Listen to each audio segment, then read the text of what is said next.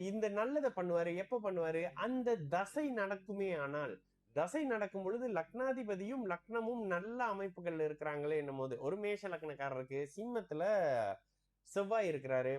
லக்னத்துல சூரியன் இருக்கக்கூடாது. ஆனா இருந்துறாரு. தனுசுல இருந்து குரு லக்னத்தையும் இவரையும் பாக்குறாருன்னு வைங்க. செவ்வாயும் பாக்குறாங்கன்னா, செவ்வாய் தசை நல்லா இருக்கும். சூரிய தசை நல்லா இருக்கும். சந்திரனும் ஒரு மாதிரி இந்த அமைப்புல போடுங்க. சித்ரா பௌர்ணமின்னு போடுங்க. சூரிய தசை, சந்திர தசை, செவ்வாய் தசை, ராகு தசை விட்டு குரு தசை. ராகுவும் ஓரளவுக்கு அப்படி இப்படின்னு நல்ல இடத்துல இருந்தா ராகு தசையும் நல்லா இருக்கும். வணக்கம். நான் உங்கள் கீப்ரோஸ். நமக்கு ஜோதிட ஞானத்தை வழங்கிய ஆதித்ய குருஜி ஐயா அவர்களுக்கு நமது நன்றிகள். ஒரு கேள்வி. இந்த கேள்வி வந்து நிறைய பேருக்கு இருக்கலாம். இவங்க வந்து ரொம்ப ஸ்டார்டிங்கா நம்ம வீடியோ பாக்குறீங்கன்னு நினைக்கிறேன். ஆனா இந்த கேள்விக்கான விளக்கமும் கண்டிப்பா தெரியணும்ல. என்ன கேள்வி கேக்குறீங்க? தசையா அல்லது தசையான்னு கேக்குறீங்களா? திசையா இல்ல தசையா இல்ல திசையா? இது ஏதோ ஒண்ணு. தசை தசை என்னமோ ஒண்ணு. தசைனா என்னங்க? தசைனா என்ன? அதுக்கு விளக்கம் கொடுங்க அப்படின்னு சொல்லிட்டாங்க. ஓகே, யாரு? சாந்தா தேவி. சரி, தசை இது வந்து என்னன்னா திசை இல்ல, தசை இல்ல, தசைன்னு வரும். ஓகே, என்ன தசை?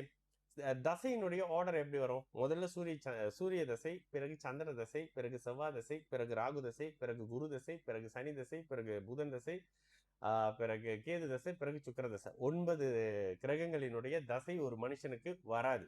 ஏன் வராது அப்படின்னா, அவ்வளவு பெரிய ஆயுள் ஒரு மனுஷனுக்கு கொடுக்கப்படல. நீங்க எந்த தசையில் இருக்கிறீங்களோ அந்த தசை உங்களுடைய வாழ்க்கை சம்பவத்தை டிசைட் பண்ணுதுங்க. ஒரு உதாரணத்துக்கு மேஷ லக்னக்காரராக இருந்தால் அவருக்கு சூரிய, சந்திர, செவ்வாய், குரு தசை நல்ல தசை, நல்லதை பண்ணணும் அப்படின்ற மாதிரியான ஃப்ரெண்டுகள். ஏன் அங்க நல்லது பண்ணணும்? மேஷ லக்னத்துக்கு குரு 9, 12ஆம் அதிபதி, விரையாதிபதியா இருந்தாலும் கூட பாக்கியாதிபதி.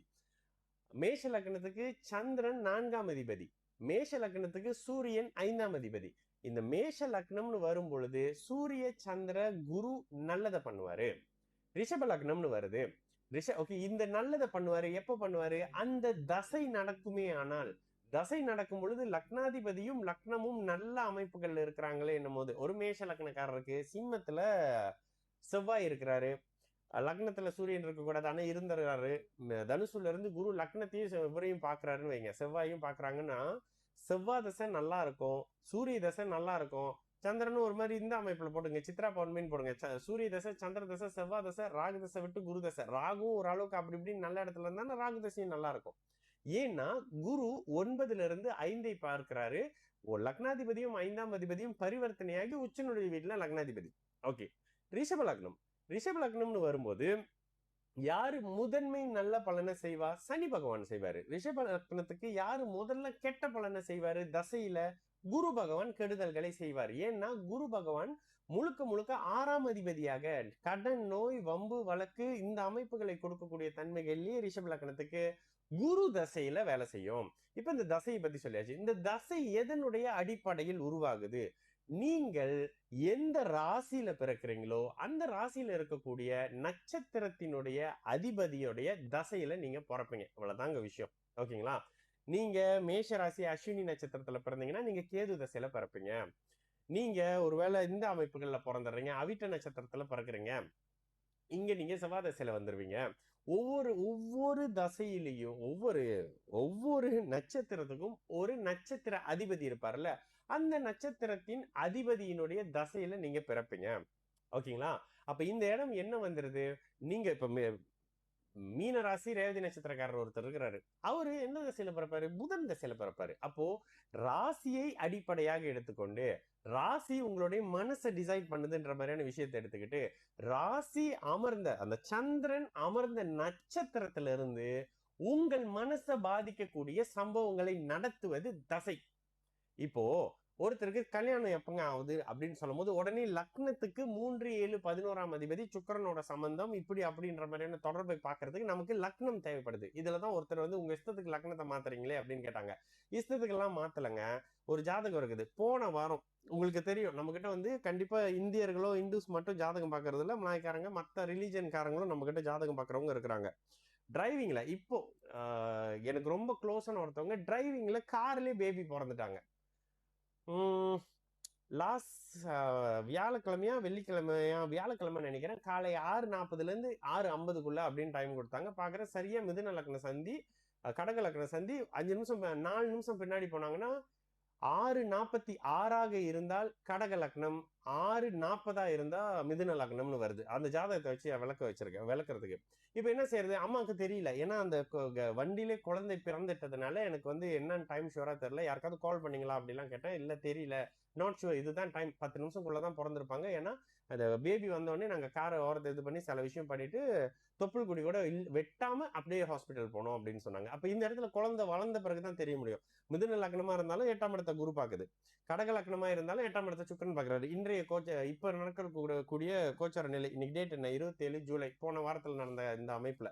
அப்போ 2 லக்னமா இருந்தாலும் லக்னாதிபதி ஓரளவுக்கு நல்ல அமைப்புகள்ல இருக்கிறத பார்த்தேன். கடக லக்னமா இருந்தா திக்பலமா இருப்பாரு, மிதுன லக்னமா இருந்தா லக்னத்துல புதன் இருப்பாரு. இப்போ இங்க நடக்கக்கூடிய விசாக நட்சத்திரம் குருதசை நினைக்கிறேன். குருதசை 2 லக்னமாக இருந்தாலும் ஒரு அளவுக்கு, மிதுன லக்னத்துக்கு 2ல குரு இருக்கக்கூடாது, ஆனா அஸ்தகங்கமா இருந்தார் சூரியனோட. இவ்வளவும் அந்த இங்க பாருங்க, இது போன வாரம் பார்த்த ஜாதகம், ஆனா மண்டையில இருக்குது. இந்த குரு தசை ஓரளவுக்கு நல்ல பலனையும், சனி தசை அட்டகாசமான பலனையும், புதன் தசை ரொம்ப நல்ல பலனையும் செய்யக்கூடிய அமைப்புகள் இவருக்கு இருக்கும். ஏங்க அப்படி இருக்கும்? ஏனென்றால் மிதுன லக்னமாக இருக்கும்போது சனி பகவான் பாக்கியாதிபதியாகி 9ஆம் அதிபதியாகி 10ஆம் இடத்துல அமர்ந்து தர்ம கர்மாதிபதி அமைப்புகள்ல உச்ச குருவினுடைய பார்வையில் அதீத சுபத்துவ நிலையில இவர் கண்டிப்பா சனியுடைய துறையில தான் அந்த குழந்தை வரும். அப்போ இதனை டிசைட் பண்றது அந்த தசை. அந்த தசை பீரியட்ல நீங்க அந்த கிரகத்தினுடைய ஆக்கிரமிப்புல இருப்பீங்க. சுக்கர தசை வரும் பொழுது சுக்கரனுடைய ஆக்கிரமிப்புல இருப்பீங்க. சுக்கர தசைனாலே நல்லதுதான் பண்ணுமா? இல்லையே. தனுசு லக்னத்துக்கு சுக்கரன் நல்லது பண்ண மாட்டாரே, மீன லக்னத்துக்கு சுக்கரன் நல்லது பண்ண மாட்டாரே. அதுலயும் விதி விலக்கா தனுசு லக்னத்துக்கு 11ல இருக்கக்கூடிய குரு நல்லது பண்ணுவாரு, சுக்கரன் நல்லது பண்ணுவாரு. தனுசு லக்னத்துக்கு 6ஆம் இடத்துல இருக்கக்கூடிய சுக்கரன் நல்லது பண்ண மாட்டாரு. இவ்வளவு விஷயங்களும் ஆதிபத்தியம் காரகத்துவம்ன்ற வகையில லக்னத்தை இங்கதாங்க லக்னம் வந்துடணும். அந்த தசை உங்களுக்கு நல்லதை கொடுக்க போதா கெட்டது? ஏன் நம்ம சொல்றோம் இல்லைங்க, கடவுளே நினைச்சாலும் உங்களுக்கு நடக்கக்கூடிய நல்லதையும் கெட்டதையும் தடுக்க முடியாதுன்னா, நீங்க பிறக்கும் போது உங்களுக்கான ஒரு ஸ்கெடியூல் அப்படியே உங்க கையில கொடுத்து அனுப்பிடுறாரு ஜாதகம்ன்ற பேர்ல கடவுள். கால் பண்ணி சொல்றீங்களா, என்ன நீங்க சொன்ன இந்த மாசத்துல வேலைக்கு போயிட்டேனே, இந்த மாசத்துல சிங்கப்பூர்ல இருக்கிறாங்க அப்படின்னு சொல்றதுக்கு காரணம் இந்த விஷயத்த பார்த்துதான். எந்த இடத்துலயும் உங்களுக்கு தெரியுங்களா, இந்த பரிகாரம் பண்ணதால இந்த இடத்துல நீங்க காப்பாற்றப்பட்டீங்கன்னு நான் யாருக்குமே சொன்னதில்லை, அப்படி ஒரு விஷயம் இருக்கவும் இருக்காது. அப்போ தசை உங்களுடைய வாழ்க்கை சம்பவத்தை குறிக்கக்கூடிய சம்பவங்கள். இது லக்னத்துக்கு மட்டுமே செயல்படும். ராசி உங்களுடைய மனதை குறிக்கக்கூடிய விஷயங்கள். இது கோச்சாரத்துல இப்ப ஜென்மசனி நடக்கிற மீன ராசிக்காரங்களுக்கு, அடுத்து ஜென்மசனி நடக்க போற மேஷ ராசிக்காரங்களுக்கு, 2030ல 29-30ல ஜென்மசனி வரக்கூடிய ரிஷப ராசிக்காரங்களுக்கு இது கோச்சார அமைப்புகள்னு செயல்படுது சிஸ்டர், பிரதர். ஓகேங்களா சிஸ்டரா? ஓகே, இதுதான் விஷயம். இது கண்டிப்பா புரியும்னு நினைக்கிறேன். இந்த மாதிரியான அடிப்படை கேள்வி கண்டிப்பா கேளுங்க. ஜோதிடத்தை பத்தி மட்டும் கொஞ்சம் தெரியும், அதை பத்தியான விளக்கங்கள் கண்டிப்பாக கொடுக்குறேன். சரிங்களா? நான் உங்க விக்கி ப்ரோஸ். நல்லது நடக்கும், எல்லோரும் நல்லா இருப்போம். வணக்கம்.